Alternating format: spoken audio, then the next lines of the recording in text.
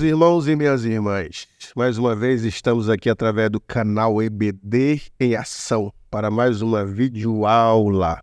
Estamos estudando o terceiro trimestre de 2023 com esse tema: a Igreja de Cristo e o Império do Mal, como viver neste mundo dominado pelo espírito da Babilônia.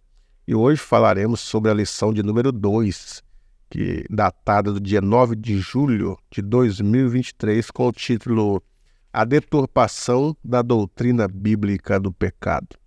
E o texto áureo, Romanos 3:20. Por isso, nenhuma carne será justificada diante dele pelas obras da lei, porque pela lei vem o conhecimento do pecado. É a verdade prática. O pecado de Adão arruinou toda a humanidade. Contudo, Jesus Cristo pode regenerar eficazmente o pecador. E hoje, para a gente fazer esse diálogo, esse comentário dessa lição número 2, nós convidamos aqui o evangelista e professor irmão Wesley Rodolfo, que já é um parceiro nosso em outras atividades da igreja, mas agora no canal EBD em Ação, nesse terceiro trimestre, nós o convidamos para falar sobre esse assunto. A paz do Senhor, irmão Wesley.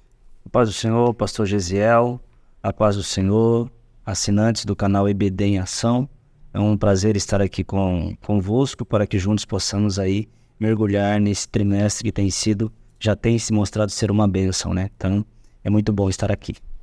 Bom, Wesley, essa lição vem falando sobre a martiologia, a doutrina do pecado. E a doutrina do pecado, dependendo da corrente teológica, ela tem algumas divergências de correntes para correntes, né? Mas aqui na definição, vamos começar pela definição, que é o primeiro tópico da lição, quando ele fala assim: o ensino bíblico da natureza pecaminosa.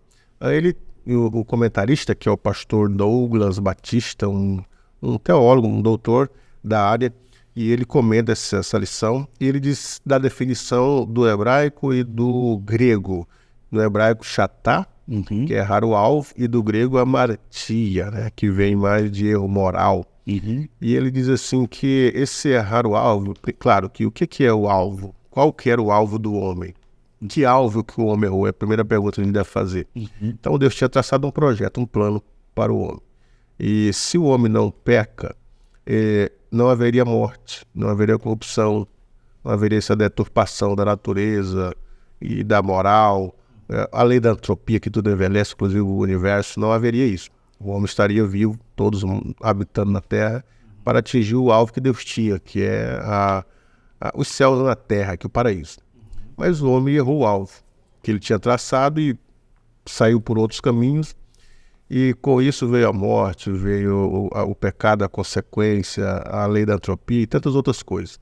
Então ele diz assim, que errar o alvo implica acertar um outro alvo. O homem acertou um outro alvo nesse aspecto aí, né? Exato. A definição de pecado, como o pastor Douglas Batista muito bem trouxe aqui, o conceito lá no Antigo Testamento, do hebraico chatá, que corresponde ao grego hamartia, traz essa conotação. É muito bom a gente ir no conceito do Antigo até o Novo Testamento, visto que a revelação de Deus é progressiva. Sim. Então nós podemos ver com maior clareza a partir do tempo e principalmente do Novo Testamento. Chatá que é erro ou errar o alvo, lá no Antigo Testamento, traz a conotação de que o homem, né, errou aquele alvo ao qual Deus havia estabelecido. Só que errando esse alvo, ele acerta um outro alvo. E essa ideia é a seguinte, que o homem, ele não simplesmente errou como se aquilo fosse algo em que ele estivesse tentando fazer o que era certo. Ele acertou um alvo errado porque ele deliberadamente pecou. Então, além de errar o alvo, é acertar um alvo. Ou seja, não é simplesmente ter só um alvo ali e aí o homem erra ele, né? Tentando acertar nesse alvo. Não. Existiam dois alvos, por assim dizer, é essa a ideia, e o homem optou pelo errado. Então, essa é a ideia lá de errar o alvo. E já no Novo Testamento, hamartia, que é a correspondente desse termo chatá no hebraico, já tem a ver com erro moral, né? E ali já traz a ideia de que aquilo que que Deus estabeleceu para que o homem andasse, né, nesses caminhos, principalmente no que diz respeito à moral, o homem então desvirtuou-se desse caminho, portanto isso é pecado. O que é pecado então? Pecado é errar o alvo, é acertar o alvo errado e pecado também é um erro moral. Pô, é moral e abrangente, né? A gente poderíamos definir que além do pecado afastar o homem de Deus, fazer o pecado contra o próximo, há também o pecado de omissão, como diz Tiago, né? 4,17, aquele que sabe fazer o bem não faz, comete pecado.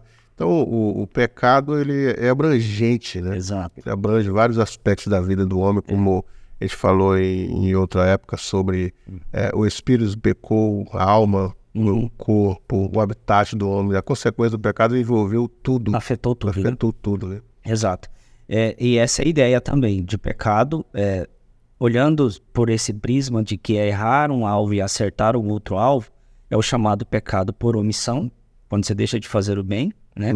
Aquele que deixa de fazer o bem comete pecado, e existe o pecado por comissão, aquele que você deliberadamente comete, né?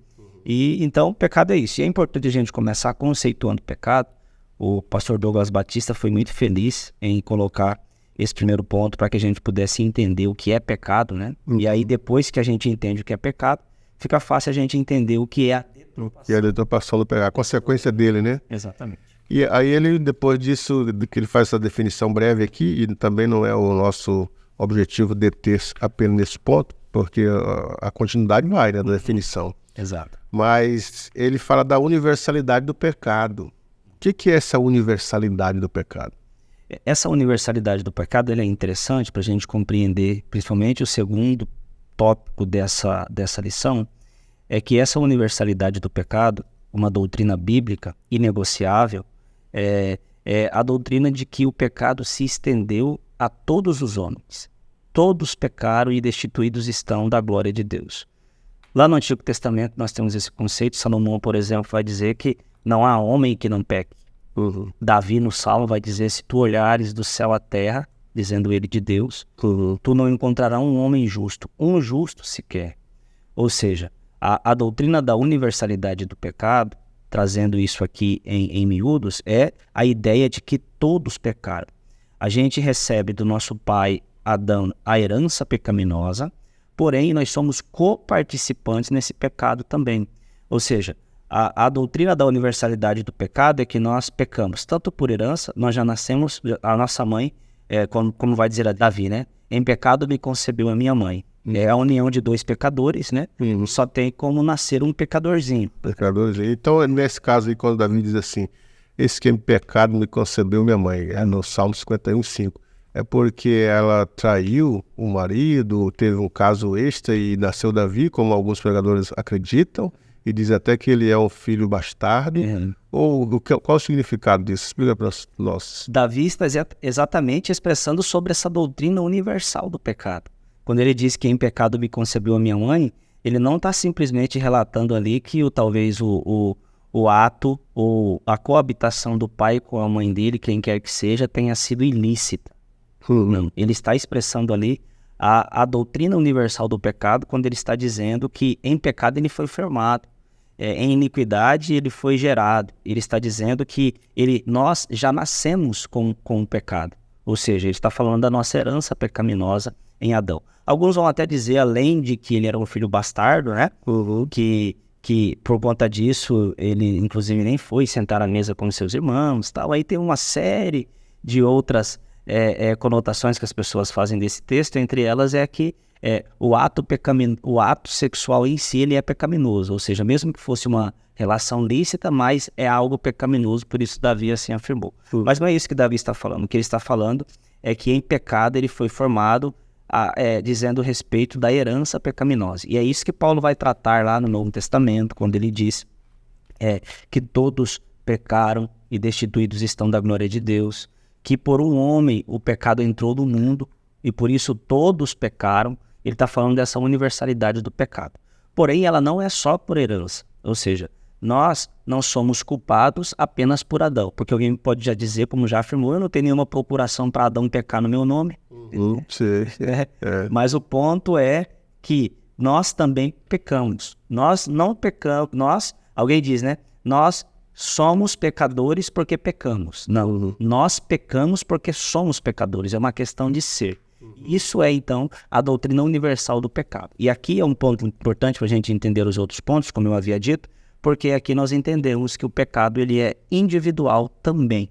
Recebemos essa herança do nosso pai Adão e também, por natureza, pecamos. Então, nesse caso aqui, da universalidade do pecado, e o exemplo de Davi, esse que em pecado ele concebeu minha mãe, ele está falando do que as pessoas também podem chamar de pecado original. Exato. Pecado, ou pecado herdado, ou a Exato. culpa herdada. Tem alguns que até dizem assim, que com essa culpa herdada vem a incapacidade herdada, que o homem é incapaz. Mas aí eu quero fazer uma pergunta dentro desse ponto aqui. Aí uma criança, ela nasce com o pecado original, ela herdou esse pecado, e se ela morre logo após o parto, você acredita na salvação dessa criança ou não? Interessante essa pergunta, ela é importante. Jesus falou sobre isso, né?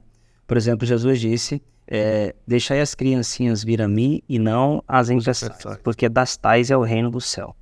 Muito embora nós saibamos que a origem, o pecado original, ela é a partir da sua geração, da sua concepção, de que todo homem por herança é pecador, como nós entendemos, inclusive isso é o que diz a nossa declaração de fé, é que Deus só vai julgar alguém a partir do ponto de vista da salvação, a partir do ponto em que essa criança ou que esse alguém comece a poder decidir conscientemente. Então, as criancinhas, elas são elas são de Deus, dos tais é o reino dos céus, e elas só vão ser julgadas de igual forma quando elas têm consciência para isso. Ou seja, uma criança que morre hoje, não tendo a capacidade cognitiva de tomar qualquer decisão, obviamente que Deus não vai julgá-la um pecador consciente. Então, e a gente não tem, por exemplo, limite de idades para isso, né? Porque alguns falam a partir dos 7, a partir dos 12, a partir dos... Pode ser antes, né? Da razão, pode ser antes ou depois. Para alguém pode vir antes, para outros virá depois. Fato é que no julgamento dessas pessoas não vai faltar misericórdia, não vai faltar justiça e não vai faltar amor. Há alguns teólogos que dizem assim, que essas crianças, a gente não está aqui, mas a gente abriu esse espaço aqui, né? Porque de repente pode surgir. Que alguns teólogos dizem assim, que o sangue de Cristo alcançou já essas crianças. Então, quando elas morreram, o sangue de Cristo já alcançou elas na morte. Exato. Agora, falando da corrupção total aqui, irmão, para encerrar esse primeiro tópico da lição, você já citou aí a passagem de Paulo, que ele fala da corrupção total, outros falam da depravação total, né? Ele diz assim, Romanos, né? Ele fala em Romanos que todos pecaram, destituídos estão da glória de Deus. Aí ele fala algo interessante, não há quem pense, não há quem busque a Deus. Aí que alguns teólogos chegam à conclusão que o homem, o pecador, que está nesse estado da corrupção total ou da depravação total, ele não entende Deus, não tem como entender. Ele pode ler a Bíblia quantas vezes quiser, se o Espírito não abrir a mente dele, ele pode ler só. Mas se ele começar a ter um entendimento e quiser Deus, já é uma ação do Espírito da vida dele, através da graça. Mas ele não entende, ele não busca, ele não pode buscar, ou, por exemplo, se tiver lá o pecador lá no pecado. Aí, de repente, ele bate a poeira e diz, não, hoje eu quero Deus, vou para a igreja, vou mudar de vida. Ele não pode fazer isso, se ele fizer, é uma ação do Espírito de Deus.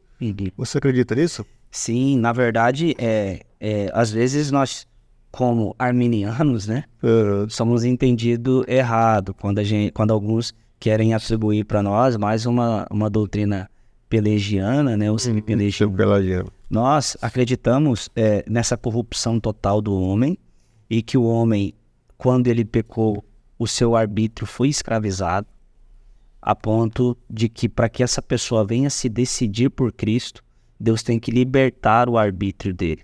E nós acreditamos então na graça preveniente, que é a ação de Deus para que o homem consiga decidir ali pelo que é certo. Então, a gente parte do ponto de que o homem de fato, como pecador, ele está totalmente corrompido a ponto de ele não conseguir optar pelo que é bom. O pecado o escravizou.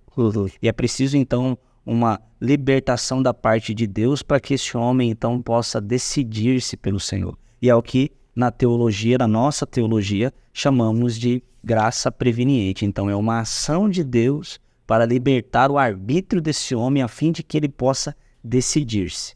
É claro que nós entendemos isso de uma forma diferente, né, dos nossos irmãos reformados e calvinistas, que eles pregam lá uma graça irresistível. Então, muito embora nós acreditamos nessa ação libertária de Deus para que o homem possa decidir, todavia, há ali uma libertação para que o homem faça essa escolha.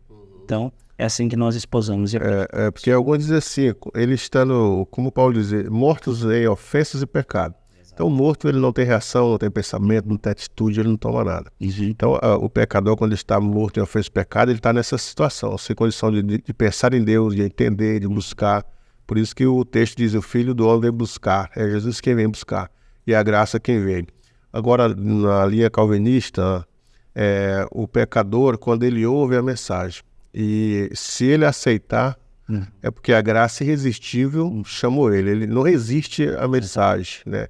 Se ele não aceitar, é porque ele não é um eleito, a graça não alcançou ele. Então ele não é eleito incondicionalmente, porque a eleição é incondicional. Não interessa se você vai querer ou não. A graça te puxa, te traz. Então é nesse aspecto. Já Arminio dizia da graça preveniente. O pecador, quando ele ouve a mensagem, o entendimento dele está ofuscado, porque o Paulo diz assim, o Deus desse século segundo o entendimento. Então não há quem entenda e não há quem busque. Então a graça preveniente, ela faz esse papel de limpar a mente da pessoa. E quando o pecador tem o entendimento liberto, aí ele começa a entender a mensagem. Aí Calvino dizia assim, depois que ele entende a mensagem, o arbítrio dele é liberto. Porque o homem que está no pecado, ele não tem o livre-arbítrio, ele perdeu o livre-arbítrio. Então ele não tem opção de escolher, ele está morto em ofensa e pecado. Mas quando a graça preveniente faz seu papel, o arbítrio é liberto, chamado arbítrio libertário. Aí ele pode escolher ou não. Aí, segundo Arminio, tem aqueles que aceitam dizer eu quero Cristo. E tem aqueles que mesmo entendendo que aquilo é o caminho, dizem assim, não, hoje não, eu vou esperar mais um pouco. Então a graça preveniente faz esse papel aí. E mais um detalhe que a gente queria falar aqui para passarmos para o segundo tópico da lição, é sobre o que o seu pecado, ele acaba de vez ou não com a imagem de Deus no homem. Alguns dizem assim que o pecado, ele só macula a imagem de Deus, mas não destrói a imagem de Deus no homem. Porque alguns ainda, por mais que estejam em pecado, ainda conseguem ter atitudes boas, pensamentos bons, uma vida regrada, mesmo que não seja salvo. Você acredita nesse ponto ou não? Sim, acredito sim. Inclusive, nesse ponto, a nossa declaração de fé, ela vai dizer que, ainda vai utilizar aquilo que Jesus diz nos evangelhos. Se vós, sendo maus, sabeis dar boas dádivas aos vossos filhos, quanto mais vosso Pai que está no céu. Ali ele está falando dessa doutrina, né, do pecado, porque nós somos pecadores, nós somos corrompidos, nós somos, de alguma forma, aí, afetados pelo pecado, só que ainda assim nós podemos dar boas dádivas a alguém. Temos um resquício de bondade, porém, que precisa, né, de alguma forma ali, que mesmo tendo essa bondade, melhor dizendo, isso não significa que o ser humano seja completamente bom, mas que há esse resquício ali. Eu acredito que não há dúvida nas páginas das Escrituras ali, o próprio senso comum e a realidade pode atestar isso, né, em algum momento. Maravilha. O segundo ponto, o segundo tópico da nossa lição é as teologias modernas. Aí ele diz que a teologia do pecado social, que surgiu ali nos concílios de Medellín, na Colômbia, no México, defende que o pecado é algo que se constrói por meio de estruturas opressoras, tais como a pobreza, a injustiça, a desigualdade. Dessa maneira, então, rejeitando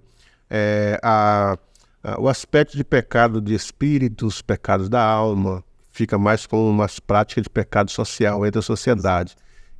Destoa um pouco do entendimento da nossa fé e da nossa doutrina bíblica, que o pecado seja apenas essas questões sociais, essas questões de pobreza e desigualdade, né? Exato.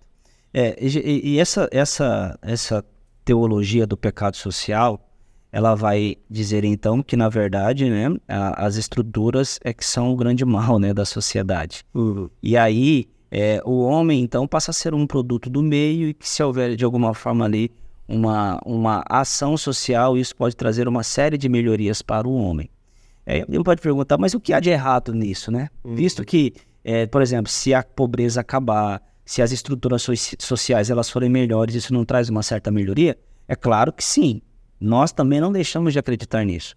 O ponto dessas teologias é quando ela acredita que todo o mal está na sociedade, e ela tende a suavizar o pecado individual do homem. Ou seja, aí o homem, ele simplesmente peca, ou ele está numa situação a qual ele está por ocasião do grupo, Sim. ocasião da sociedade. E qual que é o grande problema disso? O grande problema disso é que eles vão dizer que a remissão do homem, a redenção do homem, não está simplesmente no sangue de Cristo ou em Jesus, né?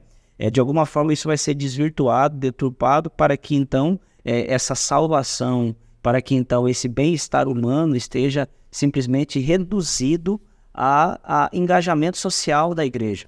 Para que a igreja então se engaje socialmente, a fim de melhorar as estruturas sociais, para que então nós possamos de alguma forma estar salvo, como se tudo o que acontecesse, ou o problema principal, fosse a questão social.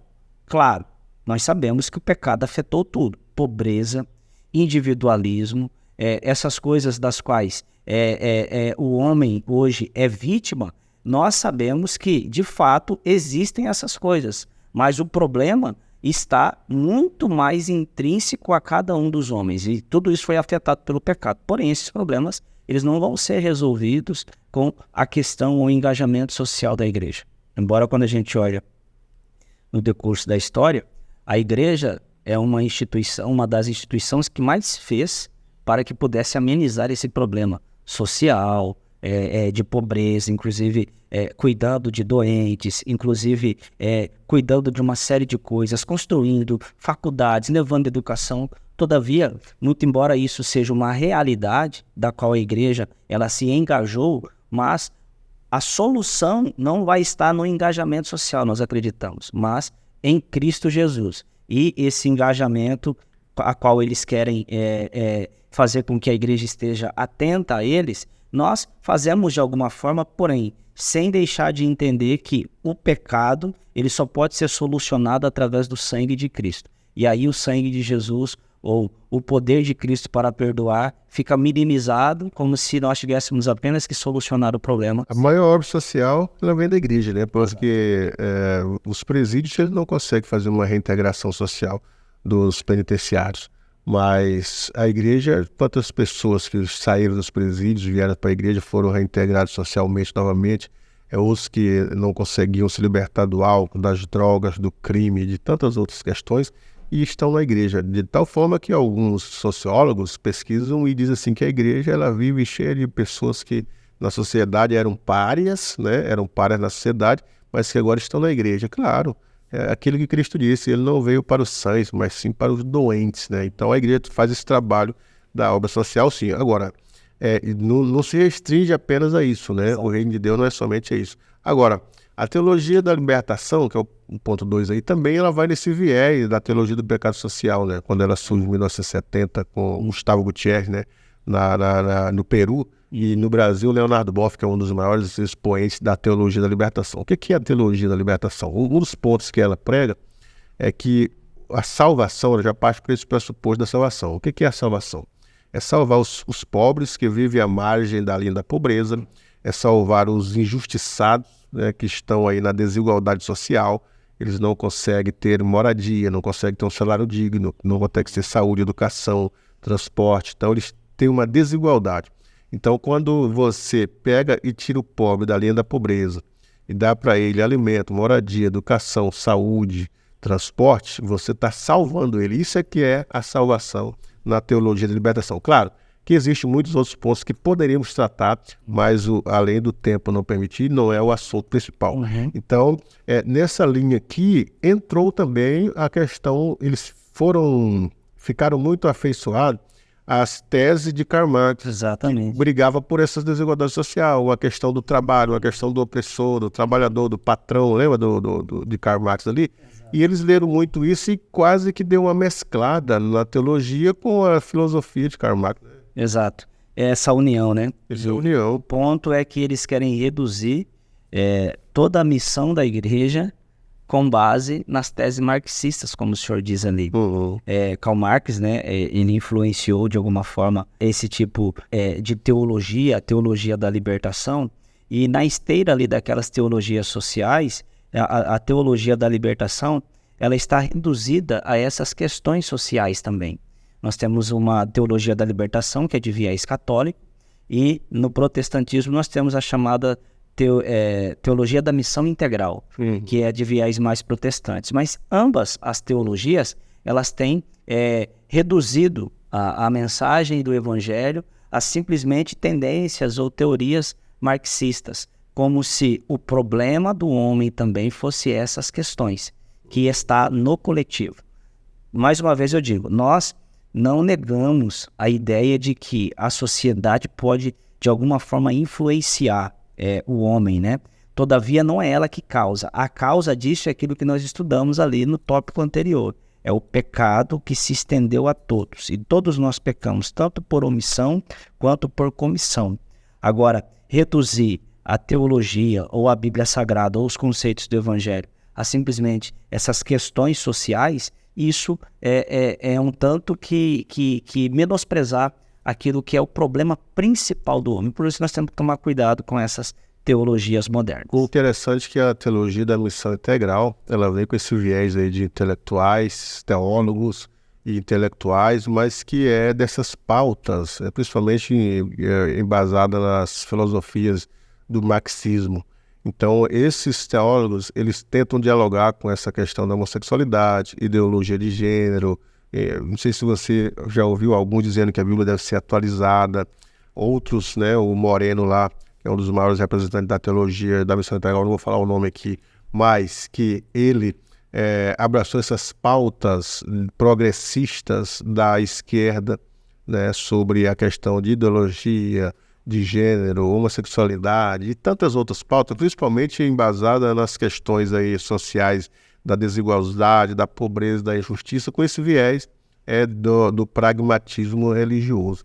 Então, isso aí trouxe um evangelho transformado, trouxe um inconformismo, né? Um criticismo, um assistencialismo que não é a pauta principal do evangelho. Exatamente. E aí acaba por deturpar. E aí o que essas teologias têm como objetivo?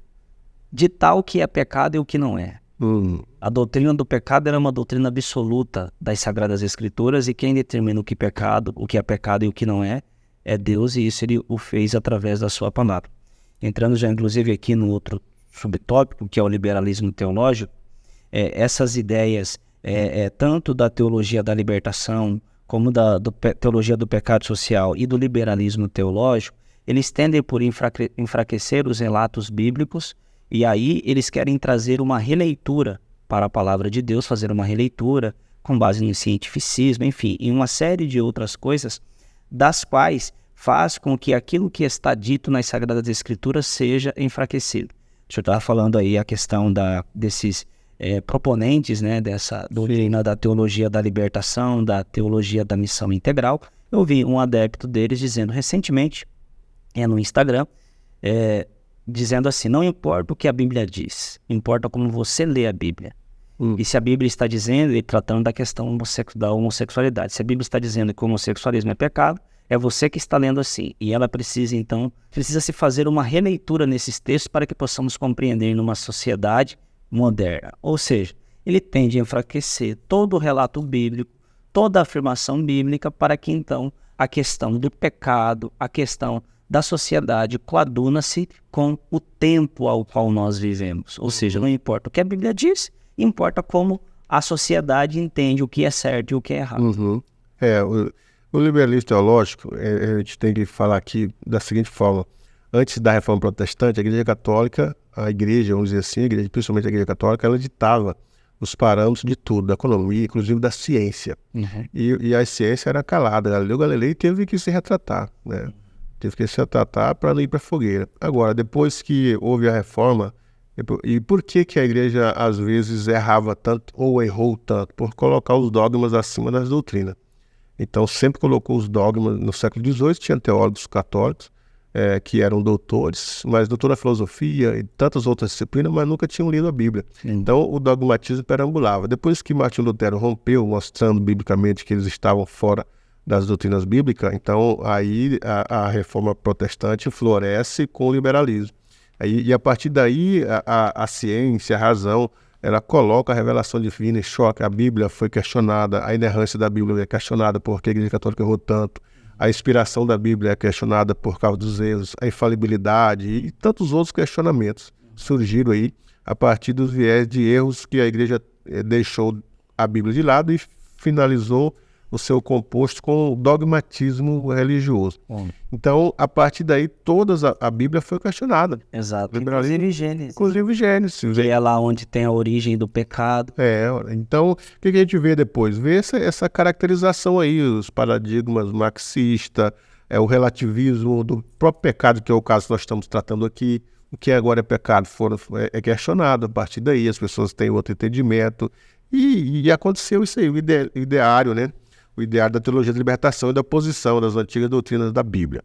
Então, é nesse caso que a gente está dizendo, que a partir daí a questão do pecado é questionada, muitas coisas é influenciada na igreja, e houve esse leque aí para, inclusive, o ecumenismo, né? O ecumenismo teológico. Exatamente. Agora, no terceiro tópico da nossa lição aqui, a normalização do pecado, irmão. Eu queria que você falasse esse primeiro ponto aqui, a crise ética e moral. O que está acontecendo hoje com o entendimento do pecado na ética, nos padrões morais? Exato. O enfraquecimento dessa doutrina do pecado, ela vai gerar essa crise ética e moral.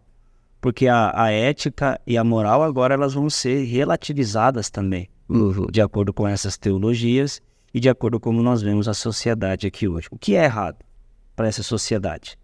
O que é certo para essa sociedade? Como tudo isso passou a ser relativizado, e aí então já não há padrões. A ética e a moral, ela é assim então deturpada. As pessoas fazem o que estão na sua concepção e existem o que é certo para mim, o que é certo para o Senhor, o que é verdade para mim e pode não ser verdade para o Senhor. E aí então, com isso, a questão da ética e da moral, ela entra em crise. Porque se não há um padrão, da onde, por exemplo, vem a palavra moral? A palavra moral tem a sua raiz na palavra maioria. E esses padrões, eles são estabelecidos para quê? Para que haja uma ordem, né? E aí a gente percebe que tudo isso está em uma completa crise, porque já não se há mais padrões e tudo foi relativizado. Sendo que Deus tinha dado, né, os padrões éticos, a lei moral, né? A lei moral é dada no Antigo Testamento para o povo seguir. Exato. Os paradigmas, né, da ética e da moral, padrões morais, é chamado lei moral, né? Então isso é relativizado hoje também, né? Questão da morte, inclusive ele fala aqui da imoralidade, não matarás, não adulterarás. Exatamente. Hoje é deturpado essas éticas aí, né? Como a gente viu lá no primeiro tópico, a hamartia, que é erro moral, se é um erro moral é porque existe uma moral. E se isso é relativizado, o que vai ser o erro, então? E é aqui que mora, então, o problema. O problema é isso. A gente já sabe disso, que toda sociedade que tentou viver sem limite, eles se autodestruíram. Então, por isso que precisa de limites, inclusive nos padrões morais, padrões éticos, etc. E aqui nesse ponto, eles dizem assim, que por causa disso, da relativização da ética e da moral, a imoralidade tem engraçado, tem deturpado, tem cometido grandes coisas. E a imoralidade sexual, ela tem abrangido aí, antigamente era os adultos, depois da juventude, agora é no meio dos adolescentes, né? Hoje a secularização, o ensino para a criança, a erotização, essa é a palavra, erotização infantil através de mídias. É uma realidade. Uma realidade no meio da gente. Né? Isso começa ali também, essa década de 60 e 70 foi muito decisiva, né? Foram decisivos. E hoje o que a gente vive na sociedade é em resultado desses grandes movimentos, né? Na França, aqui no Brasil e em todos os lugares, com relação àquela que nós chamamos da Revolução Sexual. Revolução Sexual. Na Revolução Sexual houve aí um grande avanço, né? E aí, utilizando-se inclusive do poder da mídia para que pudesse se tornar popular a ideia revolucionária ali. E aí o sexo passou a ser livre, onde o homem teria que dar vazão a todo o instinto e deveria experimentar todo tipo de coisa. Aí já não há mais moralidade sexual. Ou seja, você pode ser hétero, você pode ser homo, o que vai dizer é a verdade que está dentro de você. Ou seja, você tem que dar vazão a todo e qualquer impulso. E sendo assim, já não existe uma moral. E isso é tão interessante, pastor Gesiel, que a gente observa, por exemplo, essas questões sexuais.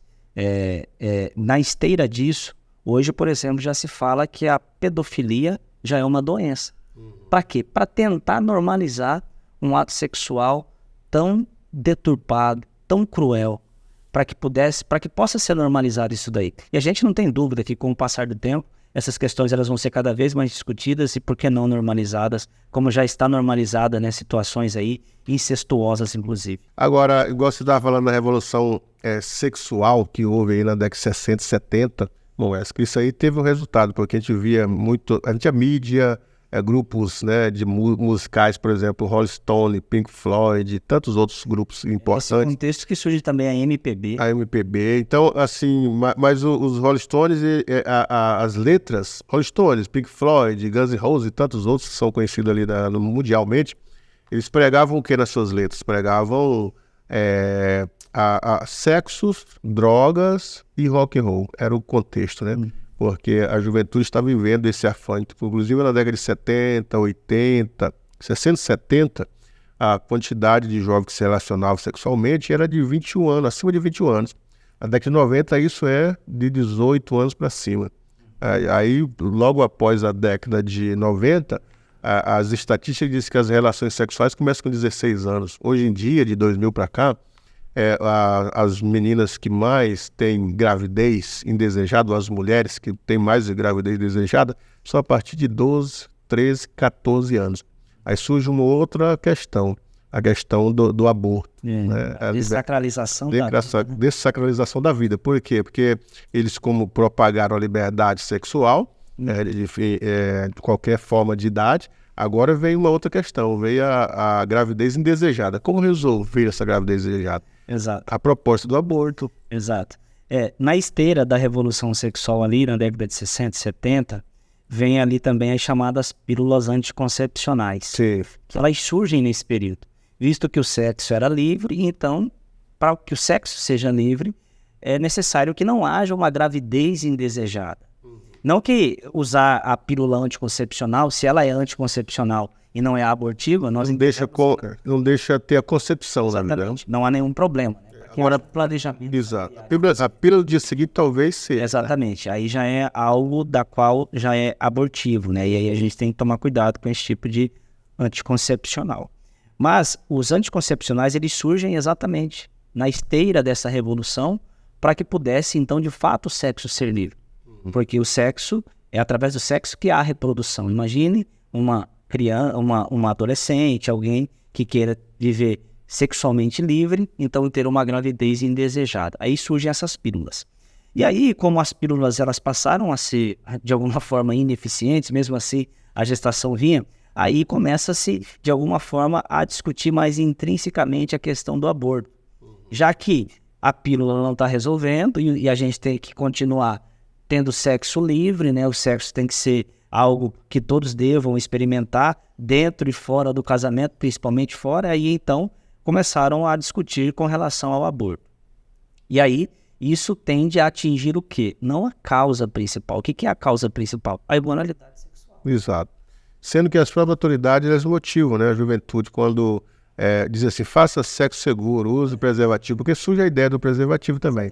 Então, em vez de atacar a causa, né, eles não atacam a causa, estão tentando liberar através de remédios, de preservativo, e hoje em dia está com essa pauta aí do aborto, né? E possivelmente, porque hoje já estão tratando a questão do aborto como uma questão de saúde pública. Exato. E uma pressão grande de pautas aí progressistas para a liberalização do aborto. Então, é o que nós estamos estudando aqui em relação ao pecado, a relativização do pecado, a normatização de todas essas questões aí que a Bíblia chama de depravação total, né?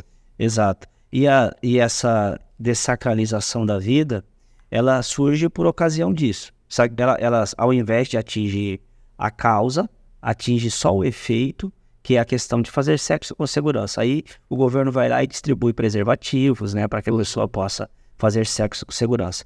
Não existe, estatisticamente falando, sexo mais seguro do que dentro do casamento.